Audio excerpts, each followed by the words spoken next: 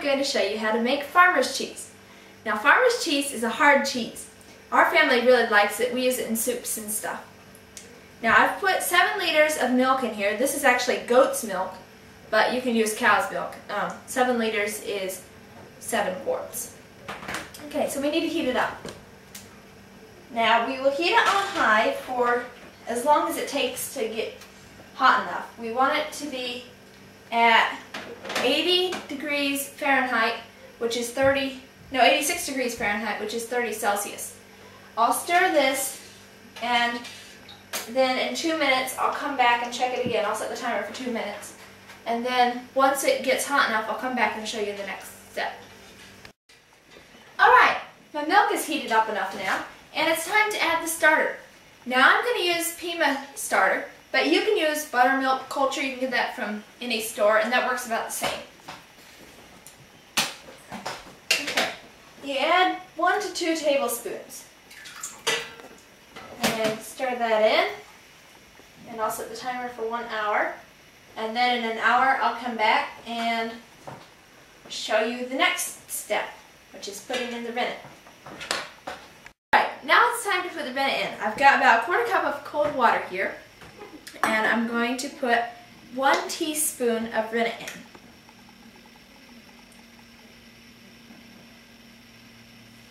There we go. Now I'll put it in the milk and stir it for about a minute to make sure that it's totally mixed into the milk. Then I'll let it set for 45 minutes and go on to step 4. Alright, now it's time to cut the cheese. As you can see, some of the whey is starting to separate from the curds, and so it's time to get it cut. Now first, we cut it this way, and we're cutting it in about inch squares.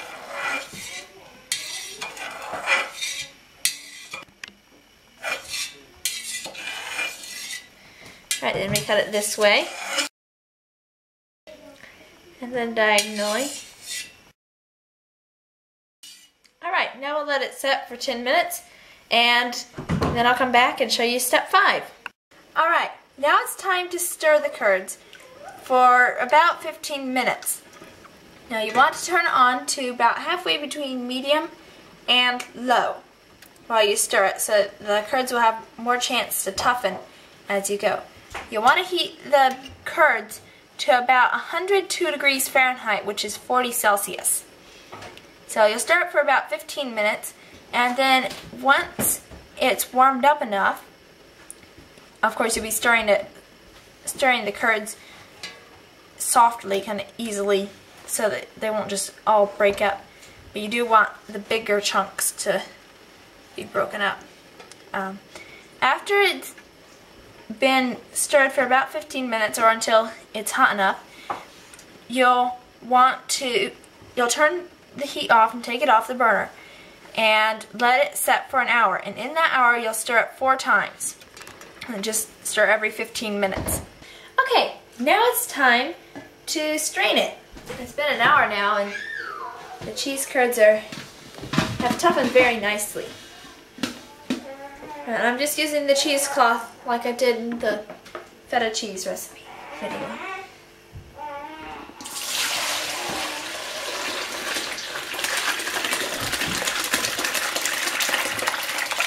There we go. We'll let that drain for a little bit. And then add the salt.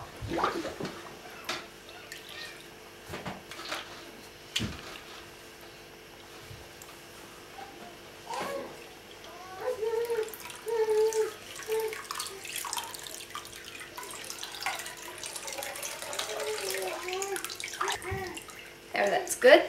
And as we press it, more of the whey will drain out. Okay.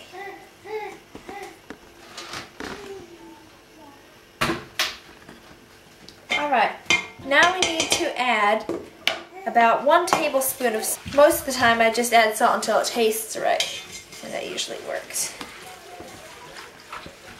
Now this is going to be yummy.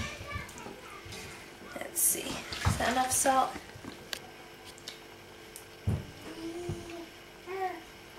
Yep, just right. Okay.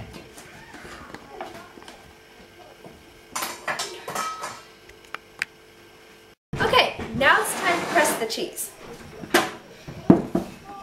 Now Dad made this press for me, but you can also buy presses. I'm sure you'd be able to make them. They're fairly simple.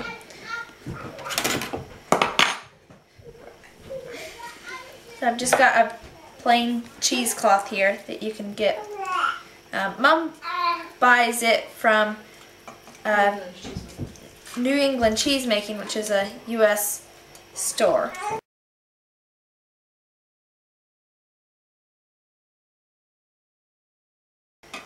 There we go. It's a little bit curds are spilled here. There. Now you just kind of wrapped the cheesecloth around the cheese curds and press it down. Mom got these forms from New England Cheesemaking. Oh, that's a lot of whey.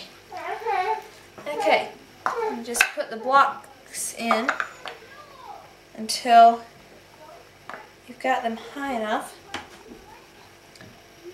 and we can press it. Now we'll press this for about 10 minutes, and then I'll come back and show you how to turn it over. You don't really want to press it that hard in the beginning. You're just getting a lot of the whey out in the first step, the first pressing. You just tighten the nuts down until they're just tight. I will tighten them a little bit with the wrench. There we go. And in about 10 minutes, I'll come back and show you how to do the next step. Alright, now it's time to turn the cheese. It's been about half an hour, I think. It doesn't really matter how long. You do want to do it within an hour. Turn the cheese within an hour. Oh, you might have noticed, here I'll turn this back down to where it was, about there. The cheese has really shrunk. A lot of the whey has gone out. It's good. And there's quite a bit of whey in the tray too. You just peel the cheesecloth off from the cheese. You can still see there the curd. There's still a little bit of the semblance of the original curds. Turning the cheesecloth over has several really good.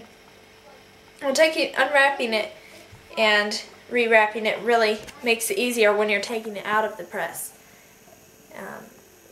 It's when the cheese is first pressing, the cheesecloth is actually kind of caught into the cheese, pressed in with the cheese curds. And so unwrapping it and rewrapping it helps to keep that from being such a problem when you take it out. Okay, then you just put it back in and press it again. And about tomorrow afternoon, I'll take it out and then we can see what the finished product looks like.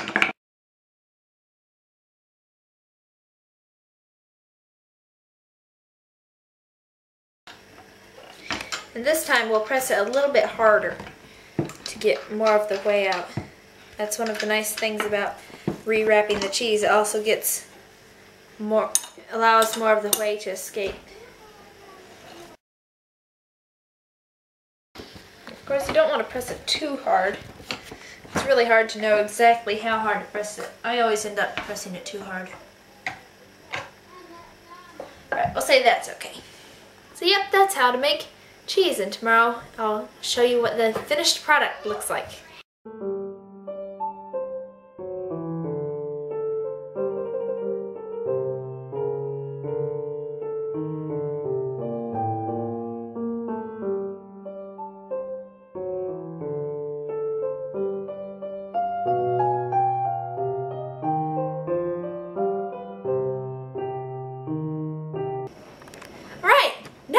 see how it turned out.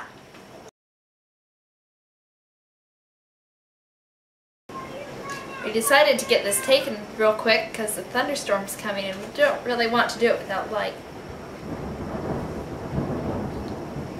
That looks wonderful.